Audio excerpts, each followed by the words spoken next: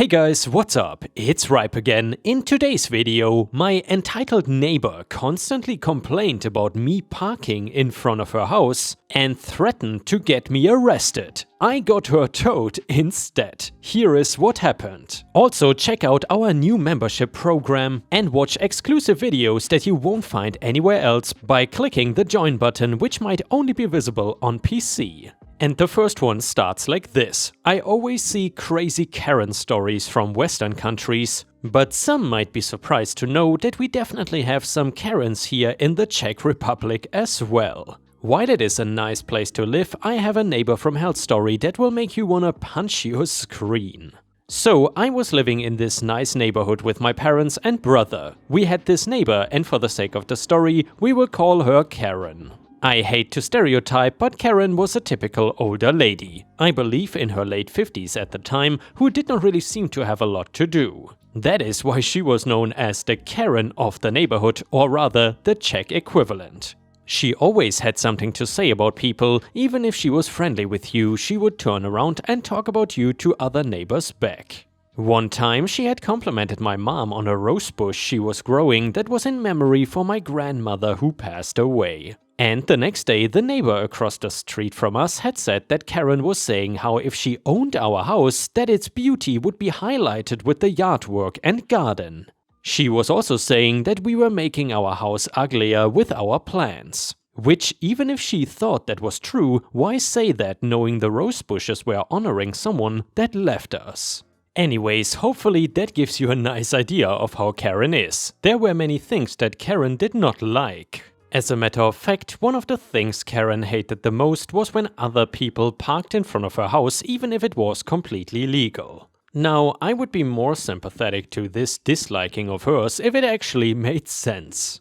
In our city, we had laws in place that prohibited anyone from blocking driveways, exits, and handicap ramps on sidewalks. If someone parked in front of her house, it's not like they were blocking the driveway or making it impossible to get to her front door. Plus, the street/sidewalk is public property, so she could not actually prohibit someone from parking in front of her house, because nobody was breaking the law in the first place. Whenever we had people over, we tried to be mindful of parking because honestly, we didn't want to deal with any outbursts from Karen. There was even a rumor at one point that she had slashed someone's tires for parking halfway in front of her house, meaning the person had parked between her house and the house next to hers. Of course, there was no proof and it was never proven, but it is pretty believable to be honest, so we tried our best to avoid any confrontation with Karen or even basic conversations. Except one day we were having a get-together at my house to celebrate my brother getting a huge promotion at work. This was his first real professional job after graduating college, so it was important. Whenever we had people over, we had them park in our driveway in front of our house or on the side of our house, as our house was the last house before an intersection. This has never been a problem in the sense that everyone always had a place to park that was not in front of Karen's house. Except this time we were throwing a bigger event which meant a lot more people. You know where this is going. And yes, one of our guests did the unthinkable, they parked in front of Karen's house. I honestly had not even realized until our celebration was interrupted by hearing the commotion of a police car and a tow truck coming down our street. And sure enough, when a couple of our guests along with my brother and I went to go investigate, Karen was outside talking to the police. And our party guest's car was being loaded up onto a tow truck. We tried to stop them, but apparently when a car is loaded onto a tow truck, they have to tow it. Like when an officer already starts writing a ticket, they have to give it. We obviously knew that Karen had something to do with this, so we immediately started asking the police officer what was going on and what was the reason that they were called along with a tow truck. Well, Karen had told them that there was an abandoned car in front of her house. I stood up for my brother's friend and told them that the fact that they would just tow the car and not run the license plate or anything like that to see if it had a name on it was crazy. I understand that they have a job, but now what was supposed to be a happy event was turning into chaos. And when my brother's friend went to go confront Karen, she told him that he should be arrested for parking in front of her house and blocking her space. Huh? Fortunately, my brother and my mom had the money to help get his friend's car back from the towing lot, but this whole situation was completely unfair. I'm not a petty person, but I did not want Karen to think that she could get away with this. I did not know how, but I was going to find a way to put Karen in her place. Well, I did not have to think about it too hard, because just a few days after this, I was coming home after filling gas in my car. And guess who was stalled at the gas station? Karen. Her car would not start. A stranger had tried using jumper cables to help her out, but no luck. I figured it had something to do with the engine or battery, not really sure, as I saw this as an opportunity. I'm just an ass. Anyways, I walk up to Karen and ask if there is a way I can help her. She asked if I could have my dad help her tow her car back to her house because he worked in the car repair business. Her house was only 3 minutes away. And she did not want to pay for a towing truck, which pissed me off even more. She did not want to pay for a towing truck, but it was okay for my brother and mom to pay for a tow that was not even theirs. I actually had the stuff to tow her car myself because I drove a truck and I had a hitch on the back of my truck. If Karen was too cheap to pay for a tow, then she was too cheap to take it to a real mechanic's shop. At least without trying to negotiate the price. So I got her all hooked up to my truck and even gave her a ride back to her house. She of course thanked me and told me she was going to ask my dad if he could take a look at her car for free or a major discount. I told her my dad was extremely booked at his shop right now, so it might be a while, which was obviously a lie. But Karen did not need to know that. I told her this so she would discourage from asking my dad, which it worked because a week later her car was still parked on the street. So then I decided to file a police report for an abandoned car and had a tow truck come out to tow it away. But it was not just any tow truck. It was from a towing company that was about 30 miles away, so the fee would be a lot heftier. I'm assuming that Karen never paid the fee because she could not afford to. 2 weeks after this, she was driving her son's old car, but Karen does not scream at people for parking on the public street anymore, so it was worth it. And yeah, Ripe Stars, I guess the Karen in this story is one of those people that you have to beat at their own game with basically their own weapons, which in this case is the towing of a car. Have you ever had any neighbors towed? Let us know in the comments. And the next one is titled, Getting Revenge on a Super Entitled Family. Backstory: my dad is a high school assistant principal. It is currently his first year at a new school, and it is much better school than the last one he was at, which was overpopulated, drug-filled, and many of the students there had to have free or reduced lunches. There were fights almost every week, and my dad had to suspend kids almost every day. His new school is much better with just 2 incidents all year, one with an autistic kid who had an episode and the one I'm about to tell you fine Redditors about. The cast is my dad, entitled girl, entitled mother, entitled brother, entitled sister, the bus driver, judge, bus driver and school systems lawyer, the EM's lawyer, my dad's principal and the school cop. To clarify, any dialogue I might include will obviously not be 100% correct. The original incident took place about 2 months ago. I'm not 100% sure what started it, but either the bus driver accidentally bumped into entitled girl while he was dropping her off, or he told off entitled girl for saying something rude, but she got pissed and texted entitled mom about it. Entitled mom came out of her home and started yelling at him, so he just drove off. The next morning the bus driver went to pick up entitled girl, but when he got to her driveway, she was not there. Entitled mom, entitled brother and entitled sister were. He opened the door to ask where entitled girl was, and that's when all 3 of them boarded the bus. Entitled girl is a junior, I think. Her older brother was around 22 and her older sister was in college. These people were all adults and all 3 of them started screaming at the poor bus driver, threatening him, calling him slurs and telling him off. The rest of the kids on the bus were expectedly scared. The moment the 3 of them got off the bus driver sped away. The one thing the entitled family forgot to think about was the fact that there are 4 HD cameras equipped with audio sensors on every bus in our county. They caught everything.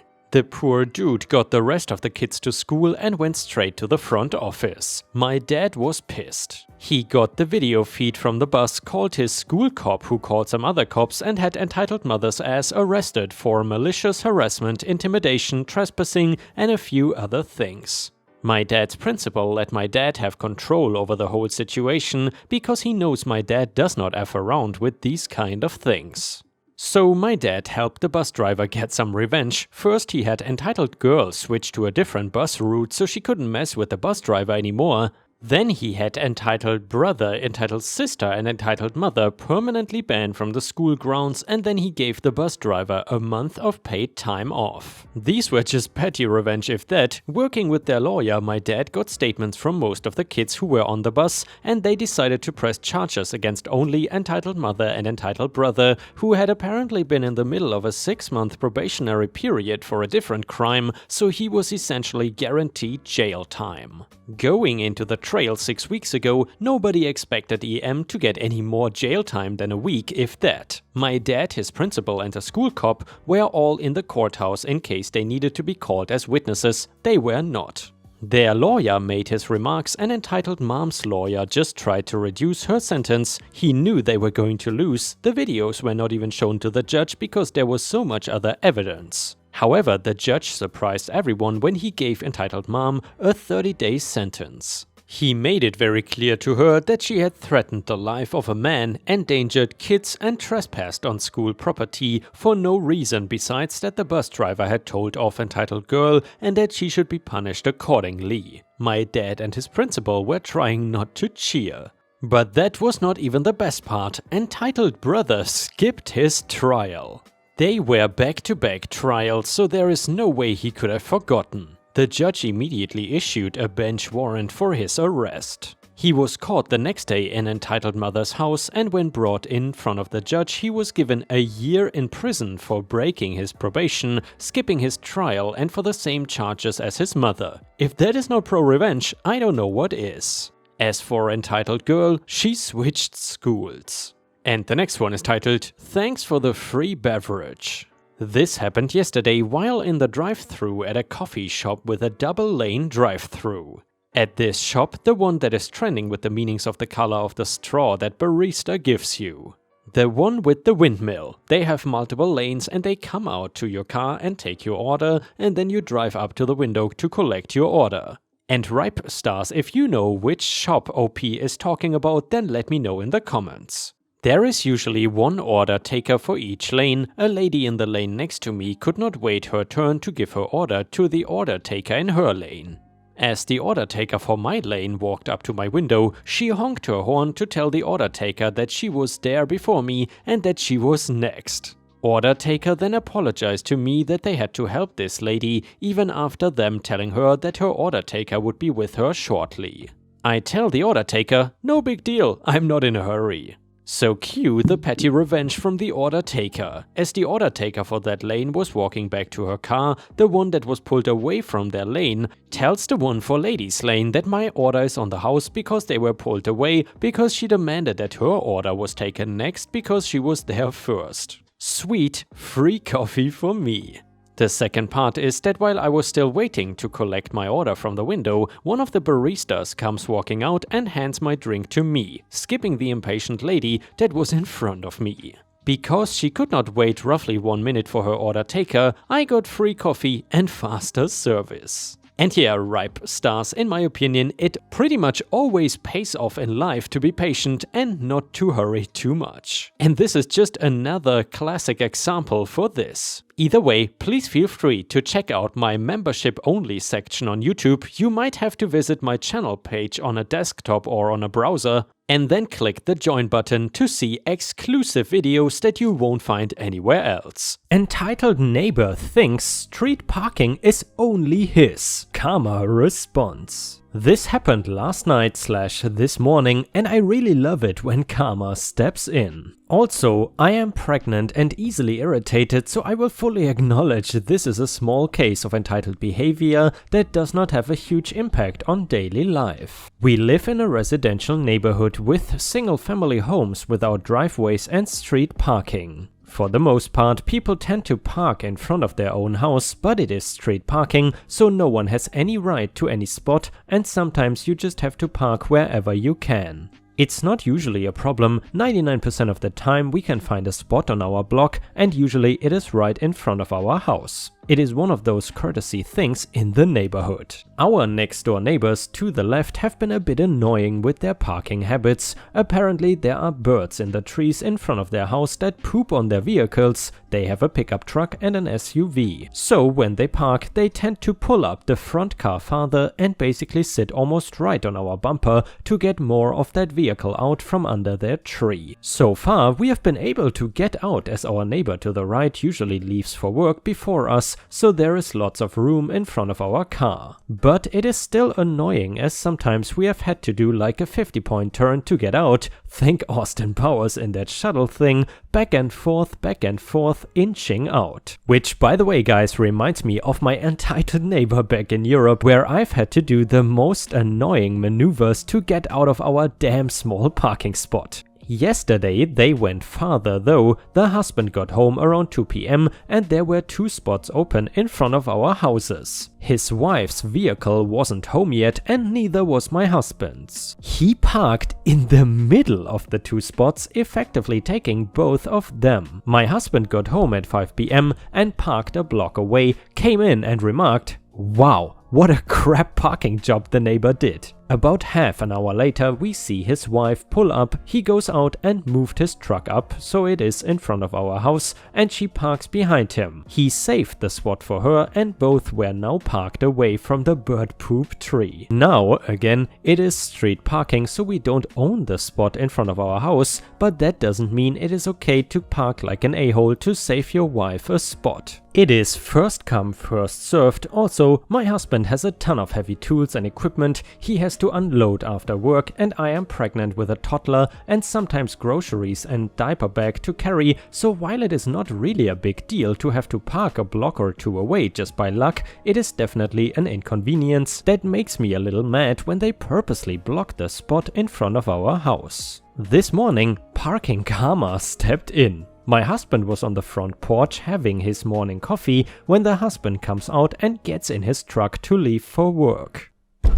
Apparently he hit the gas a little hard while in reverse and he smashed into his wife's SUV. I guess it would have been better if her vehicle was parked elsewhere. Side note, my husband noticed yesterday as well that the neighbor's truck has FU keyed into the driver's side door. Not sure the story behind it, but I'm gonna guess some type of road rage or parking rage incident. And yeah, ripe stars, I would say this is a classic case of karma strikes back. And by the way guys, I would love to hear from you. Are you interested in stories about karma? AKA stupid people doing stupid things and then getting what they deserve. We could name that category r/karma stories or something, and I think it could be interesting. Please let me know what you think about that.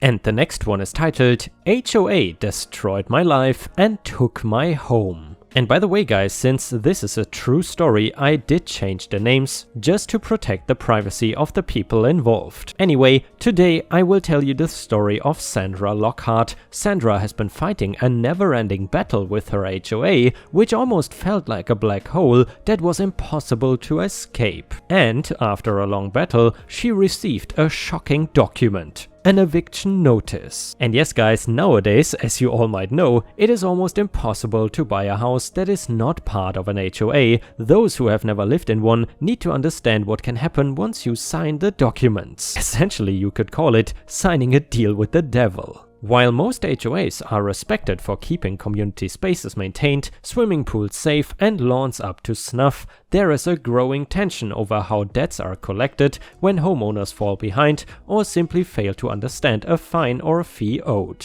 According to the CAI, which is, as far as I know, the Community Associations Institute, 6 states have some type of ombudsman to help educate and facilitate those discussions. Several states require mediation before a lawsuit can even be filed. Georgia is not one of them. This means Georgia is one of the worst states when it comes to living in an HOA. Sandra Lockhart said she learned that the hard way. In 2010, Lockhart became more and more upset with her HOA's billing process. Feeling ignored, she decided to take a stand and refused to pay her dues, which were about $500 that year. Instead of getting a meeting to work out the problem, she got letters from a law firm hired to collect on the debt. When the Mountain Ford HOA in Hillsborough County had a judgment to foreclose on her house to pay off her debt, she realized this was not a fight she could win. She agreed to pay the debt,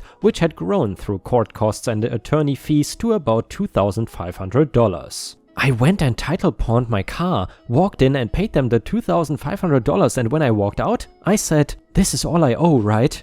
"Yes," Lockhart recalled asking. But a few months after that conversation, Lockhart said she received another bill for about $4,000. She said she called the law firm, emailed her HOA board president, and sent letters trying to figure out why. All Lockhart said she got in return were cryptic financial statements with dates and amounts that, to her, didn't make sense. And then here comes the next set of letters, and now it is up to $6,500, Lockhart said. Lockhart later learned there were post-judgment legal fees and an 18% back interest. The payments she had made for subsequent HOA dues were credited to her past due bills, not the current assessments. So even after paying close to $10,000 in 4 years, she was still somehow behind on her dues. Lockhart said it was a black hole she could not escape. And then came the most shocking letter of all, an eviction notice. The house she had lived in for 15 years now belonged to her HOA. When you lose your home, that is hard, said Lockhart, fighting back the tears. But sadness quickly turned to anger when she realized the HOA had purchased her home through foreclosure for $2.21 a year before she was evicted. Lockhart said not only did the HOA accept her dues payment on a home she apparently didn't own, but it also allowed Lockhart to make another $4,800 in payments before her eviction. However, attorney Robert Roos, who has helped craft Georgia's HOA laws since the 1980s, said while Lockhart's story is tragic, it is a tragedy of her own making. He says legally it was up to Lockhart to know that her home had been sold and that she no longer owed the debt, and since it was paid voluntarily, no one has to pay her back. And by the way guys, just to quickly chip in here, that line, since she paid voluntarily, no one has to pay her back,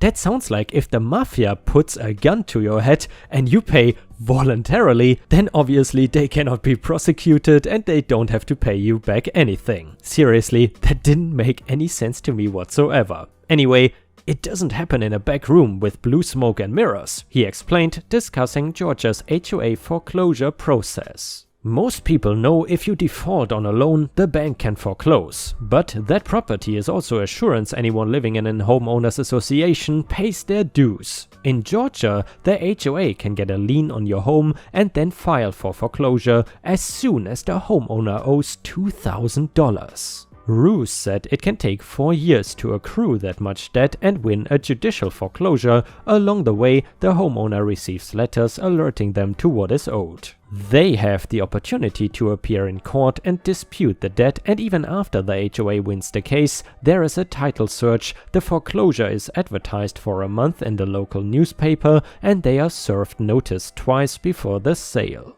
They brought this on because they ignored all of the requests to pay. They ignored, if you don't pay, we are going to sue you. They didn't show up for trial most times, Roos explained. Lockhart admits she was dealing with other problems in her life at the time and never did go to court on the matter. But Rebecca Law, a homeowner in Douglas County, did try to fight the HOA claims against her. When they garnished my bank account, I was unemployed, Law said. Law filed bankruptcy to get a handle on her debt, but when it felt like the only people getting paid were the lawyers and bankruptcy trustees, she decided to work out a payment plan through her board directly. Her debt was a mix of assessments and maintenance violations, and somewhere along the way, she had questions about why the HOA was charging certain fees. Law says she asked questions, but no one cared to give any answers. When the HOA filed a lawsuit against her to collect, she disputed the debt. Among her questions was why she was being charged late fees for a payment she clearly kept trying to make.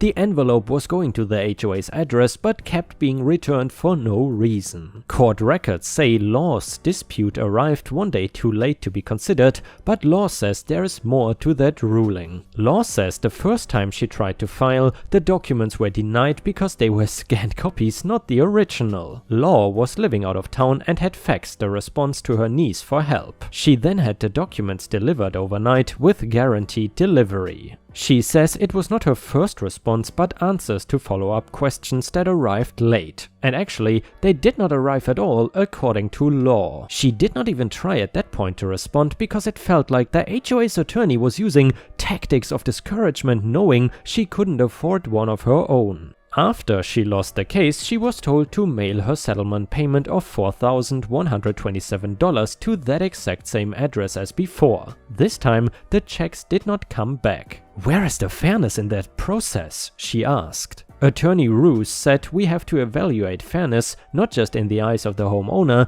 but also the entire HOA community. While it is portrayed as cold and you are taking advantage of the homeowner, it is the exact opposite. People who don't pay their assessments are having everybody else in the community subsidize them, Roos said. Georgia law fiercely protects an HOA's right to collect what is owed, but neither of these women deny their debt. What they do have a problem with is the inability to mediate and ask questions when a disagreement arises. CAI, which lobbies for legislation to protect the rights of community associations, says it prefers some type of dispute resolution to costly litigation and made it a legislative priority in 2019. Several states with ombudsman or dispute resolution options don't cover arguments over assessments, but Lockhart and Law say that was never at the heart of their complaints. "A lot of times people cannot afford to fight. They just have to walk away," said Law, who after saving her home from foreclosure decided to move away and put the house on the market.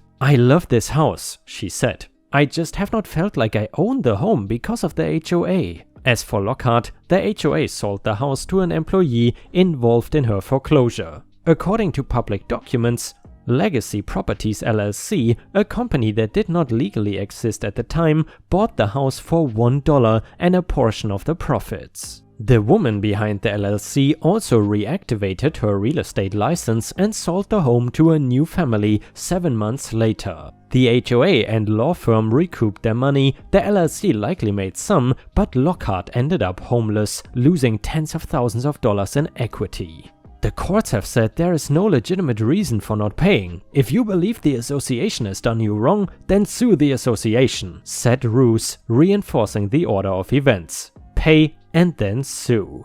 And yeah guys, unfortunately for Mrs. Lockhart in this story, there is no happy ending, and I gotta say this story, more than almost any other HOA story we have ever read, should serve as a real warning to everybody who considers buying a house in an HOA community. This doesn't mean that there aren't any positive HOAs around the United States, however, you really have to be aware of the risks involved. And by the way, if you have watched until here, I would really appreciate it if you could like the video and maybe even post some star emojis in the comments if you want to support my channel. Thank you so much in advance, it really helps me tremendously.